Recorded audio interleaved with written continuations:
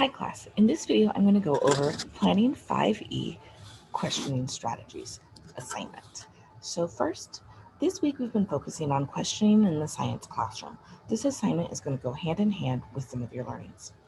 So we're going to use this 5E, using your 5E lesson plan template you wrote last week and this question table. You're going to look at Webb's DOK levels and draft 2 questions for each of your 5Es, a total of 10 questions.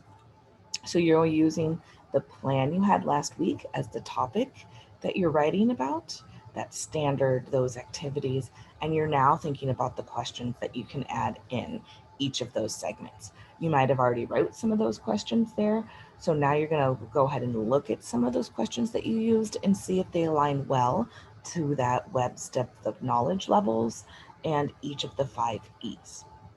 So let's first start by looking at Webb's depth of knowledge. So you had 2 readings this week that were really connected to Webb's depth of knowledge and teaching using it in science education. The first one is the Depth of Knowledge Guide. This is a really nice guide because it helps you understand each of those 4 levels in Webb's depth of knowledge. The first level being the lowest level, all the way down to our higher, more rigorous types of thinking in level 4. So in this guide, this is going to help you as you're thinking through this assignment. Let's go ahead and jump down to one of the sections.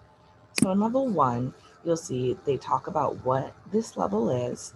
They give you ideas of products students would create, and then the roles of the students and the teacher and potential activities you could do that would align to this level. I used Webb depth of knowledge when I was planning all of my lessons and thought about this when I was writing my questions as well. You'll also find that sometimes when you look at Webb's depth of knowledge, you'll find verbs. These lists of verbs often help us when we're thinking about what that looks like in the classroom. For example, summarize, estimate, organize, classify. These are the verbs of what students are doing when I'm writing my objectives. So you're going to think about all of these levels and you're going to create questions that go around with this different type of rigor in your classroom. Let's take a look at that other resource.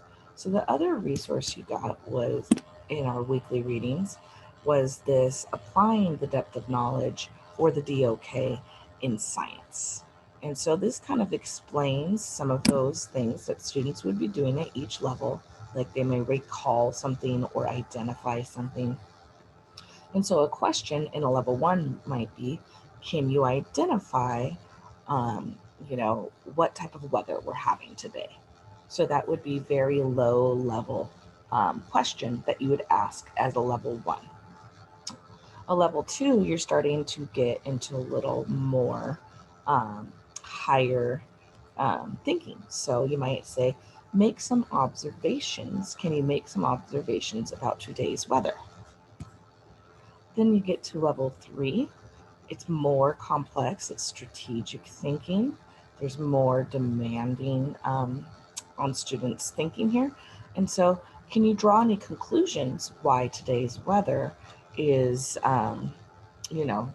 rainy or something? Why we have rainy weather today? And then extended thinking would be the highest level of thinking. And this is a lot harder to develop questions and a lot harder to get students to extend their thinking. But then you might be developing generalizations on why rainy weather or why the weather is acting in the way. There might be some sort of weather system moving through the area, and they might find out when there's hot air and cold air, it might cause some sort of weather reactions. And so you'd ask questions along the lines of the level 4 thinking.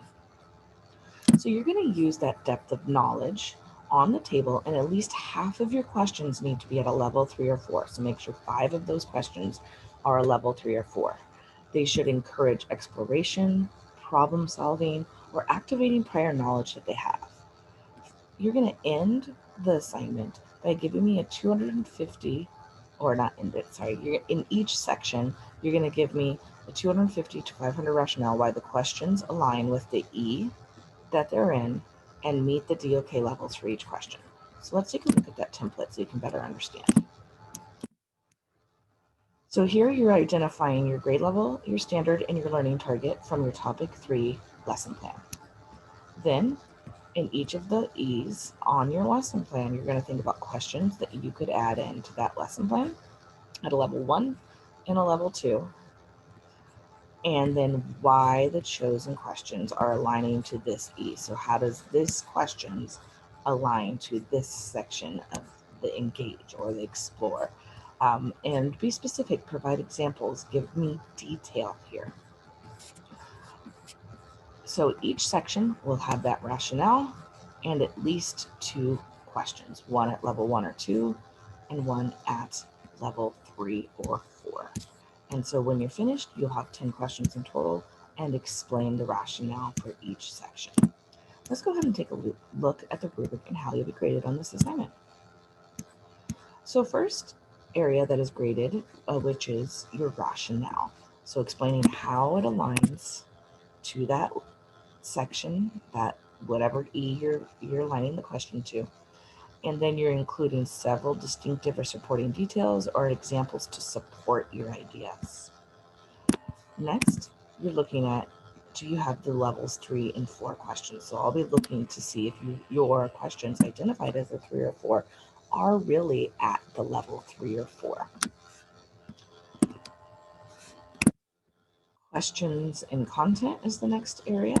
And so are your questions clearly encouraging students to have exploration, problem solving, and activating prior knowledge?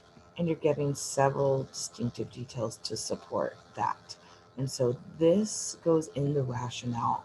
When you're looking at your rationale, does it clearly give several details of how they align to the DOK? Include in your rationale how they encourage exploration, problem solving, and activating prior knowledge. Next, we have appropriateness.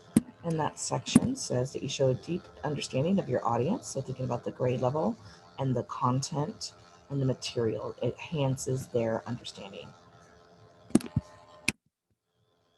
Originality is the next graded area, which you're showing significant evidence of originality or inventiveness. The content and ideas are fresh and innovative, and it's based on research about how students learn best in science. Finally, you have your mechanics. As always, make sure you run your spell check and your grammar check before submitting your assignment. So this is the 5E questioning strategies assignment that's due in topic 4. Please reach out if you have any questions about this assignment.